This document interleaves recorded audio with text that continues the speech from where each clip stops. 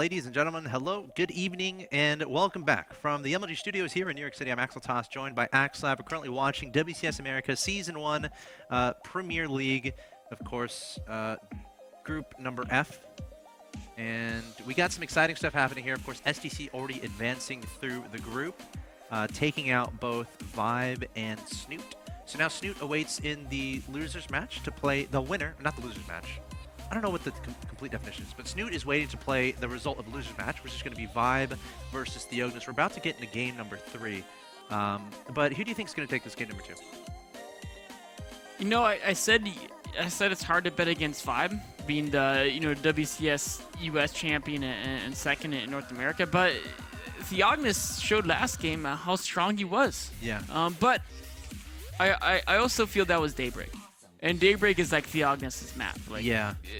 It's his favorite map, pretty much. So, here on Akalon Waste, which is actually another map I think he likes as well, I think he's going to take it 2-0. You think so? Yeah. I think he's going to take it 2-0. I think it's highly likely. Of course, guys, don't count out Vibe. He's the defending USA WCS champion. He's definitely a very solid player. Took STC, excuse me. Took out STC in game 1 of their best of 3. Definitely no reason he can't take 2 wins in a row here and make it a comeback. But here we are in game number 2. If TheOgnis can win this game, he will be facing off against Snoot in the next match. Grudge match. Your opponent in the bottom right hand, or your red Terran player in the bottom right hand location, representing Team Root Gaming. He is TheOgnis. His opponent in the top left-hand location.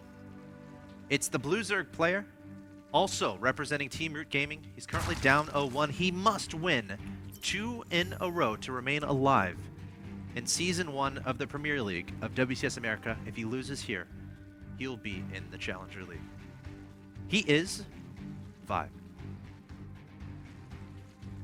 Now, I gave these two players an option before the game started, and I said to them, TheOgnis, Vibe, do you have anything to say leading into this game? TheOgnis said, hi, Mom. And Vibe said, hi, TheOgnis' mom. And I will add to that, hello, TheOgnis' mom, if you're watching. Thanks for watching. I'm glad you support your son. I like these guys, thinking of their families. Yes. I respect that. Yes. Again, going for the gas bill here, so we're likely to see the Reaper opening, and you know what? It worked out well last game. It did. It worked out well last game. The question is, will he send both across the map, or will he leave one at his natural to protect the SUV building the command center? Yeah. You know what he's going to do. Okay. He's going to send one halfway across the map, then change his mind and send it back. Second one. You got to give him some exercise. Reapers need their exercise. You know, the thing with the jetpack is at first people think that, oh, if you run the Reaper around too much, you'll run out of fuel for the jetpack, right?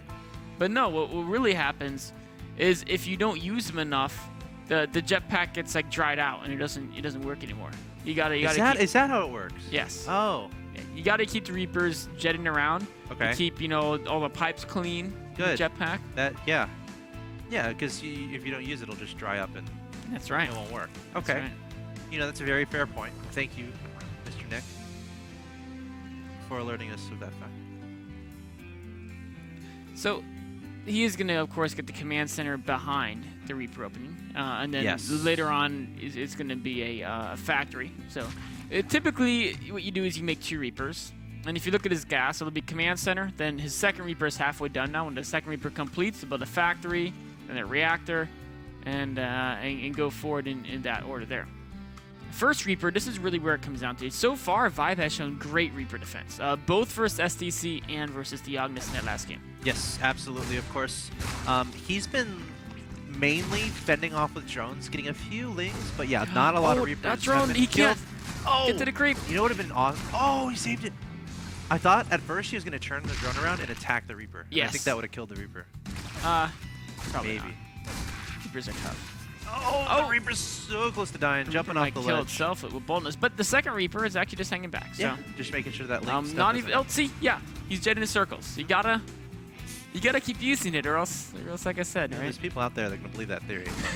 But you know that might help them improve their micro, right? Because if they're always focusing on moving a Reaper, there's like a mini game where you, in Wings of Liberty there was, where you like did your macro, but you had to keep a probe from dying to a Zergling. Oh, I remember that one. Remember that? Yeah. Yes. So, yeah, that was tricky, man. It's not easy to keep a probe alive forever against a Zergling. I lasted like 4 minutes. No, it's I'm tough. not known for my because it's not like you can run in a straight line forever. That's in an enclosed area. Enclosed area, yeah. Not a lot of space to work with. Not sure if that map exists in part of this one, but Reaper coming back into the main base, checking on gases. The drones thinking about going for the surround, but very indecisive. Going to be returning to mine. Of course, TheOgnis, every time you see that, you're going to be happy because you know you're forcing the lack of mining time and increase in micro, and no loss. A drone going to be making a gas there. You know that Reaper's done so much damage, been so annoying, but yet he still has 0 kills. Or no, he's 1 kill. Sorry, he got one Zergling. A lot of lost mining time, though, I think. Yeah, oh yeah. I mean, well, there's no such thing as an inefficient Reaper at the start of the game. Like, it's always going to cost more than it's always going to cost a Zerg more than it costs a Terran. But that's also ignoring the opportunity cost, of course, because getting the gas and the Reaper before the command center slows down your economy in addition to the resources spent on the Reaper. So it's not obvious who's ahead. There's certain units like that are always cost efficient, but if you get them early, you know, you're making additional sacrifices, economically speaking. So you have to make them be efficient, even just be equal. Now it seems like very similar openings from both of these guys. I think Vibe's going for a big roach bust, man. Look at his resources. Look at the 4 overlords in production. Oh, you're right.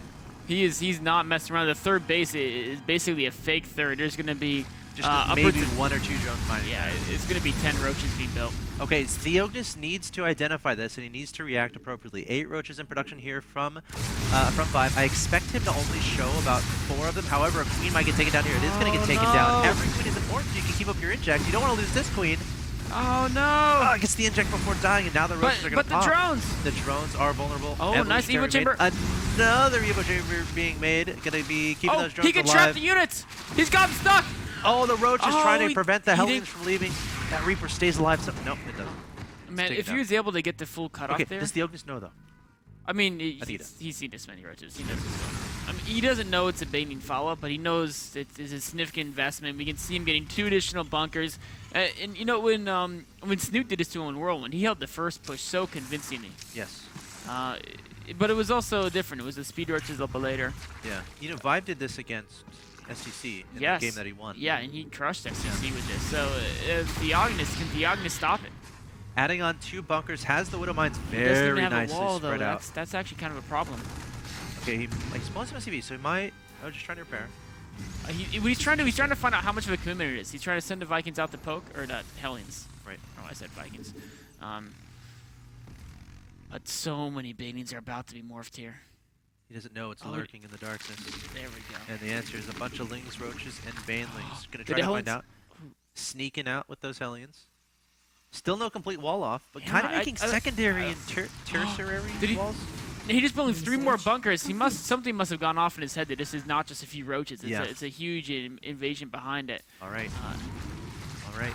Here Vibe goes, setting for the roaches, trying to absorb the Widowmine shots, but there are so many Widowmines here from TheOgnis again. No wall off is here. The Banelings coming for the Hellions, trying to get the splash damage off the Banelings, getting some solid nations. But Widowmine! Oh, Widowmine getting some great shots off TheOgnis with so many Widowmines. SCVs are on the run. A lot of SCVs getting taken out, but Vibe making more and more Lings in that production tab, trying to break TheOgnis right here, right now. Desperately wants to send this to a Game 3, and it's looking pretty decent so far as this aggression is concerned. More Banelings being made at the natural expansion here up to but Widow Mines are about to get recharged. More shots about to come off here, and will those be the saving shots? No, Vibe peeling off those Lings at the perfect moment to absorb those shots. I mean, TheOgnis, I think, will hold his minifee walls, and he doesn't re-wall in time. Oh, the speed is getting the main. The drones are trying to run them. Oh, gosh, SCVs this is it. Thrown into the air. Banelings charging into the main base. TheOgnis has to split those SCVs perfectly, desperately trying. No, the SCV is toppling over the cliff there into the... Oh, on the left side. Oh, my God.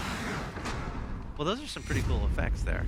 The SCV's dying, but... And that was brutal, man. That was, you know, like the Terrans are going about trying to build up their culture and civilization. Yeah. And then they get Zerg rushed, right? Just... How does it go?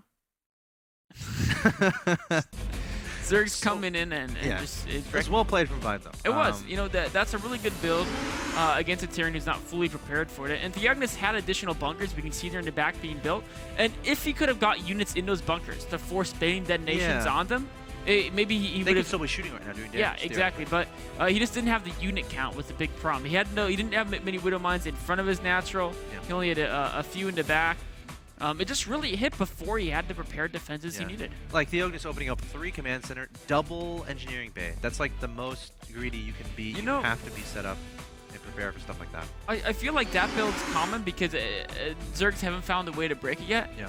This may be the way to break it. And then the question is, I think Tyrion can still do that build, but they might have to get a siege tank. Yes. I mean, a siege tank on the high ground shuts that bus down completely. I mean, in theory, like, would you rather have 2 Widow Mines or a siege tank? Siege tank, obviously. I mean, so it's like, I don't know. Yeah, the Widow Mines are better for like the mid game if you want to do the constant pushing, you want to beat Mulists, etc. But for defending a bus, there's no question the siege tank is a better tool. They don't have to wait a timer to do their fancy explosions. And especially if you're defending a ramp where they have to go through the ramp. Yep. All you do is you build a wall and you target the banelings as they run up the ramp. And then you just repair against roaches, and you're pretty good. All right, guys, we're currently tied 1-1 in this oh so important match. Again, the winner advances on to play Snoot. The loser is going to be knocked out of the Premier League and will be in the Challenger League of WCS America Season 1. Guys, stay tuned. Game 3 between TheOgnis and Vibe coming up.